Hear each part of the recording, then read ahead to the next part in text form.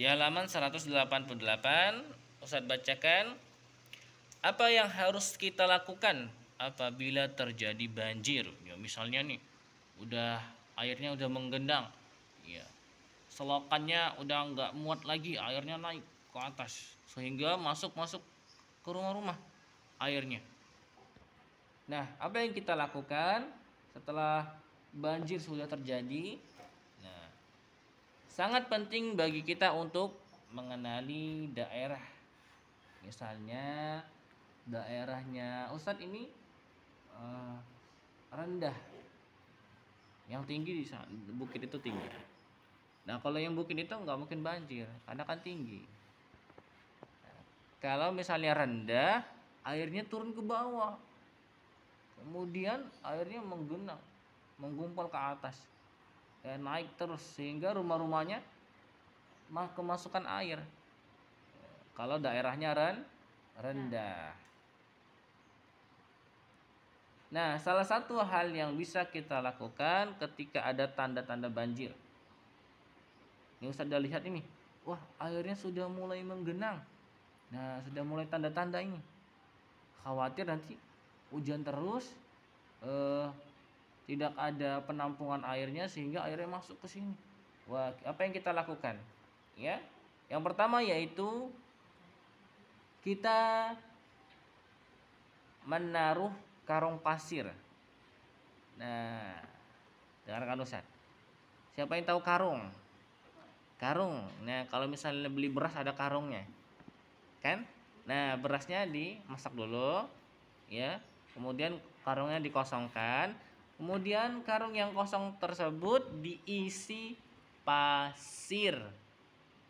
Diisi pasir. Kemudian setelah diisi pasir penuh, kemudian diletakkan di sekeliling rumah. Ya, kalau dengan Ustadz ini halamannya di sekeliling musola ini ditaruh karung pasir. Nah, karung pasirnya. Kalau karung pasirnya banyak diletakkan. Sehingga ketika air mulai sudah menggenang, atau menggenang nggak? Tahu ya, airnya udah mulai tinggi, udah mulai naik airnya. Ya, karena ada karung pasirnya jadi terhambat. Nah, jadi terhambat, nggak bisa masuk kan? Nah, jadi airnya nggak bisa masuk ke dalam rumah atau ke dalam halaman musola ini. Saya berikan contoh misalnya itu ada karung pasir, jadi airnya nggak bisa masuk karena ada karung pasirnya. Nah,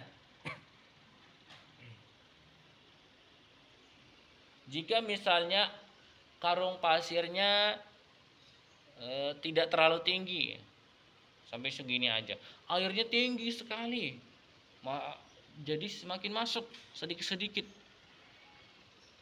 Apa yang harus kita lakukan? Nah, bisa kita mencari tempat tinggi, tetapi ada yang ketinggalan ketika kita mencari tempat tinggi.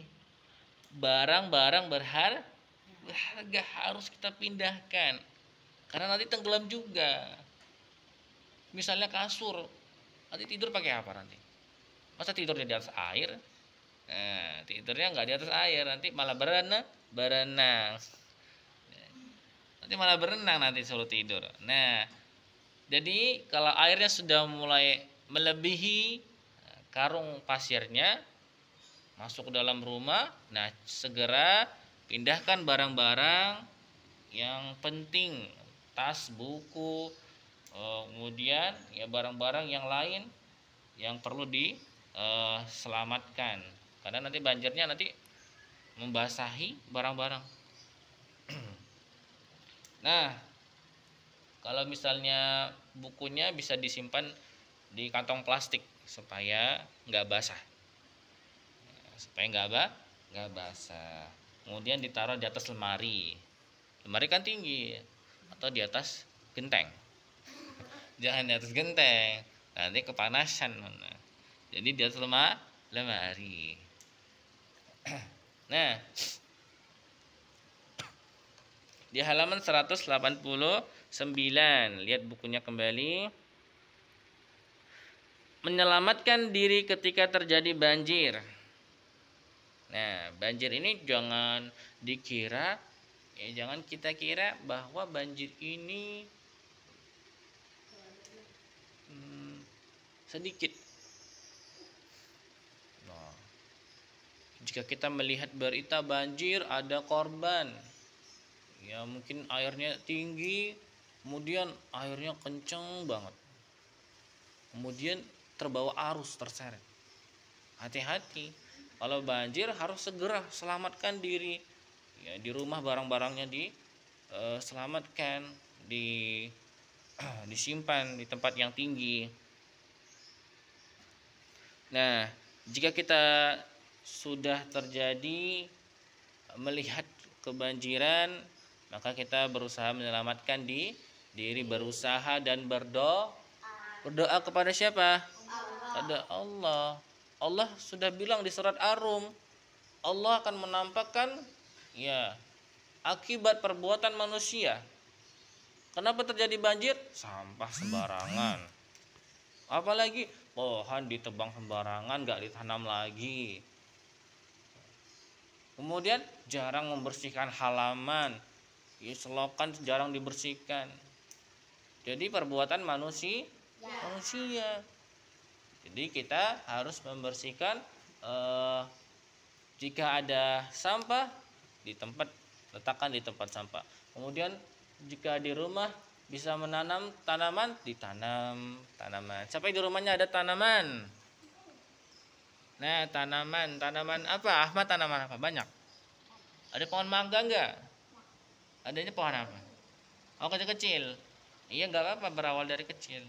Nanti disiram, lama-lama jadi tinggi. Kemudian Ahmad bisa naik. Jangan naik, nanti jatuh. Nah, kemudian Azra, ada tanaman apa di rumah? Kates. Oh, berarti banyak katesnya. Masya Allah, berarti berusaha dong. Kates udah kuning-kuning belum katesnya? Sudah, ya alhamdulillah. Malah ditebang. Ditebang sama angin? Runtuh. Enggak runtuh ya? Runtuh. Karena angin ini kencang. Ditanam lagi, enggak apa-apa, kecil-kecil. Dari kecil tanam lagi. Nah, kemudian Abdurrahman, di rumah tanamannya ada apa? Jambu sama talo. Buah talo. Apa itu talo? Ustaz baru tahu. Kersen tuh apa lagi? Talo, kersen apa itu? Nah, buahnya itu bulat kecil warnanya merah. Masya Allah. Nah, Masya Allah, pintar ya. Nah, jadi di rumah sudah ada tanaman, nanti tinggal rajin-rajin disiram, dirawat tanamannya, supaya nanti kalau ada hujan turun, ya tanaman sudah tumbuh besar, ya kemudian airnya masuk ke dalam akarnya, tidak menggenang lagi. Nah, kemudian di halaman 190 ini dikerjakan di rumah, bukan ya di rumah masing-masing, bukan di rumah bukan di rumah Ustaz. Di rumah masing-masing kerjanya, bukan juga di rumah bukan di rumah Ahmad kerjanya. Bukan di rumah Azra. Masa semuanya ke rumah Azra? Ayo ke rumah Azra, kerjain. Ke rumah masing-masing ya. Nah, nanti dikerjakan, ditulis. Tuh, perhatikan tuh yang di atasnya. Nih, ayo ceritakan sebab-sebab terjadinya banjir.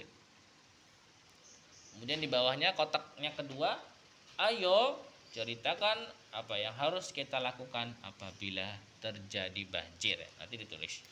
Kemudian di halaman 191 juga. Nah, di situ ada gambar. Gambar apa itu?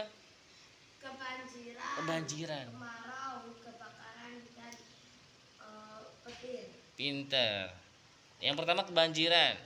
Itu dibuat kalimatnya. Contohnya kalimatnya Ustaz tulis, banjir terjadi karena perbuatan manusia yang membuat sampah sembarangan sehingga airnya menggenang, ya tinggi, terjadi kerusakan. Nah, bikin kalimatnya seperti itu ya. Iya. Nah, duduk yang rapi. Kita cukupkan insya Allah.